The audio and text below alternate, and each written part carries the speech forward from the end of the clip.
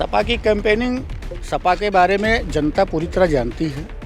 जो उनका गुंडा राज था, जो उनका भ्रष्टाचार था, जिससे जनता ऊब चुकी है पूरी तरीके से, तो उनकी कैंपेनिंग का भी कोई बहुत बड़ा प्रभाव यहाँ नहीं पड़ने वाला है। इस बार अमेठी में सामने लड़ाई में कोई नहीं है, लेकिन हम चारों सीटों पर भारतीय जनता पार्टी इस बार परचम लहराएगी। प्रदेश में भाजपा की सरकार बनेगी, इसमें कहीं से कोई शक शुबहा नहीं है। क्षेत्र के विकास के लिए और क्षेत्र की जनता की भलाई के लिए इतने काम किए गए हैं। इस नाते इस बार अमेठी में सभी सीटों पर भारतीय जनता पार्टी प्रचंड बहुमत के साथ जीतेगी। टक्कर में तो कोई है ही नहीं। मैंने कहा ना, इस बार अमेठी में जो एक सीट थी भी सपा के खाते में, वो भी पूरी तरह से भारतीय जनता पार्टी के पाले में आने जा रही है। जिनके पास काम नहीं बचा, उनके लिए महीने में 2 बार राशन फ्री में मिल रहा है। सारे लोगों को ध्यान तो रखा जा रहा है। टीकाकरण मुफ्त हो रहा है कि भाई ये प्रकोप तो है, एक बीमारी का प्रकोप है, लेकिन उससे भारतीय जनता पार्टी की सरकार और भारतीय जनता पार्टी का संगठन किस तरीके से लड़ करके निपटा है और आम जनता के लिए लगातार खड़ा रहा है।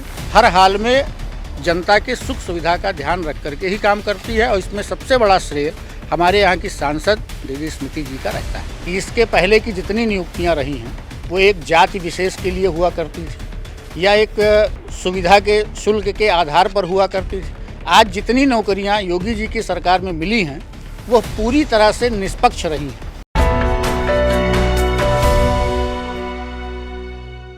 हम इस वक्त अमेठी जिले में हैं। अमेठी जिले को यूं तो किसी ज़माने में कांग्रेस का गढ़ माना जाता था। काफ़ी वीआईपी सीटों में ये शुमार है देश की, लेकिन अब यहाँ पर बीजेपी का राज है।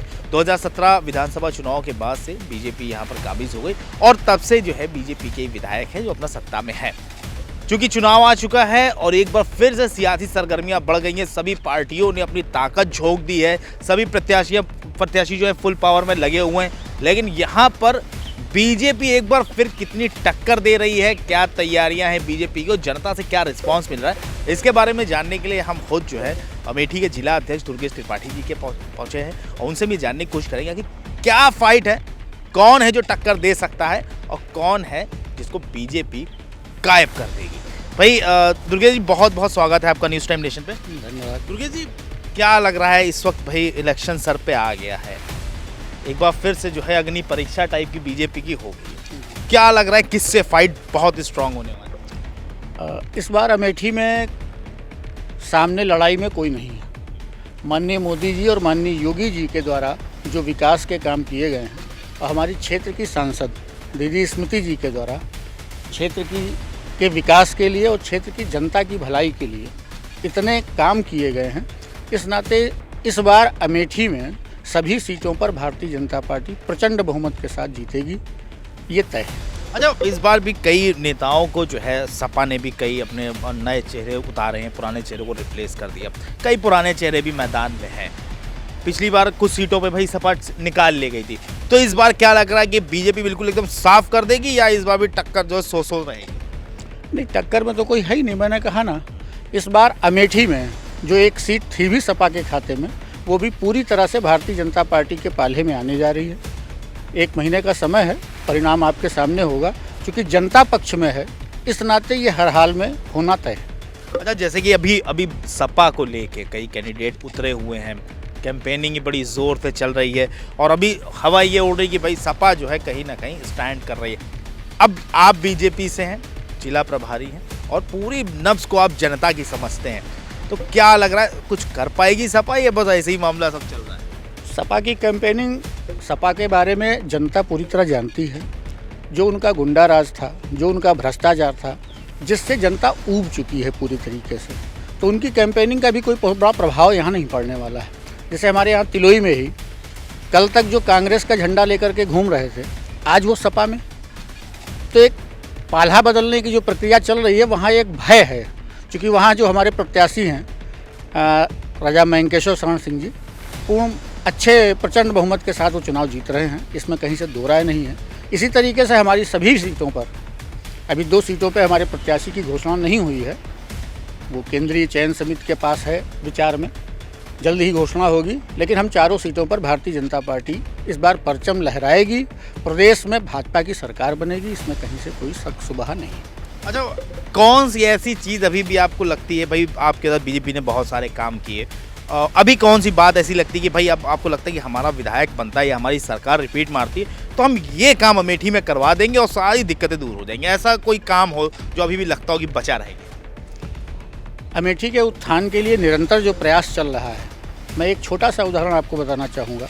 यहाँ पर जब चुनाव लड़ने आई हैं स्मृति जी 2014 में, उसके बाद चुनाव तो वो हार गई, लेकिन भारतीय जनता पार्टी की सरकार में उनका एक कद रहा, वो मंत्री बनी और उसके बाद उन्होंने यहाँ जो मत मिले थे उनको अपना मानते हुए निरंतर सेवा में लगी रही। गौरीगंज में जो जिला मुख्यालय है वहाँ पर मरीजों की सुविधा के लिए एक अल्ट्रासाउंड की मशीन जो होती है, सीटी स्कैन की मशीन, ये तक वहाँ पर नहीं, उनकी जानकारी में आया, तत्काल उसको उन्होंने उपलब्ध कराया।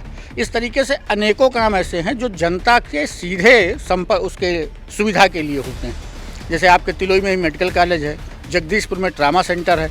इस तरह के तमाम निर्माण कार्य लगातार चल रहे हैं और आगे भी चलते रहेंगे। हमारी सरकार हर हाल में जनता के सुख सुविधा का ध्यान रख करके ही काम करती है और इसमें सबसे बड़ा श्रेय हमारे यहाँ की सांसद दीदी स्मृति जी का रहता है। अच्छा, एक जब लॉकडाउन लगा था उस वक्त जो पहला लॉकडाउन हुआ उसके बाद जो बहुत सारे मजदूर पैदल आए सुल्तानपुर के भी और अमेठी के भी इस रूट पे, और काफ़ी कई तरह के वीडियो वायरल भी हुए और कई बार उस वक्त बीजेपी में खासकर सरकार पर भी सवाल उठे थे, तो वो नहीं लग रहा है कहीं माइनस मार्किंग कर सकता है इस बार इलेक्शन?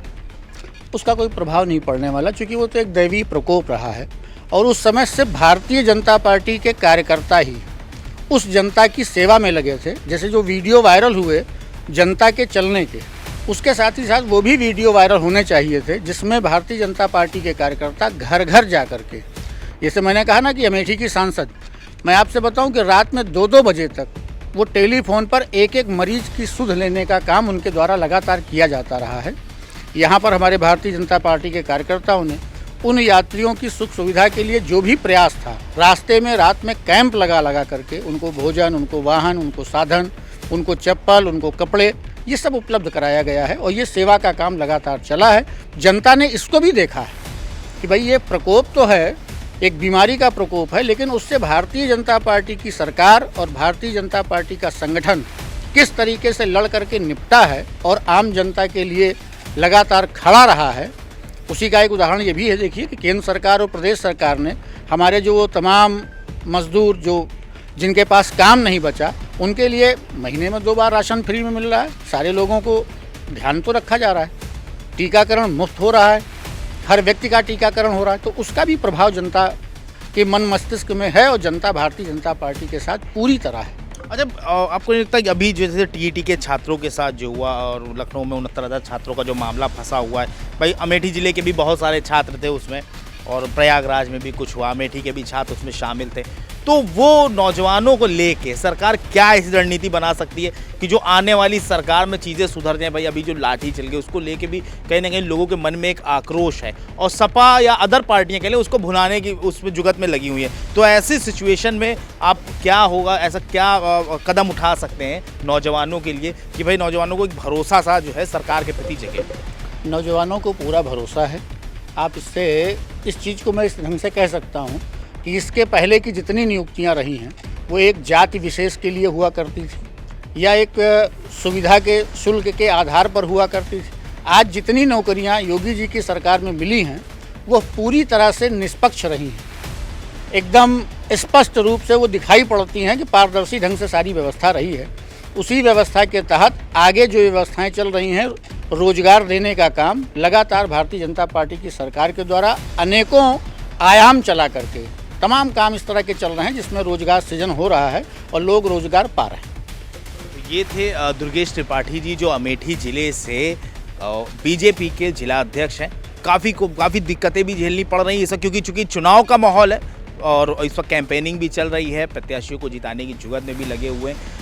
जो भी इस वक्त तो बीजेपी की माइनस मार्किंग थी, चाहे वो रोज़गार को लेके हो, चाहे लॉकडाउन में प्रवासी मजदूरों को लेकर हो, हर मोर्चे पर वो जो है लोगों को डिफेंस कर रहे हैं और उनका यही मानना है कि सरकार ने सारी चीज़ों को अपने काबू में लेकर बेहतर तरीके से हल कर दिया है।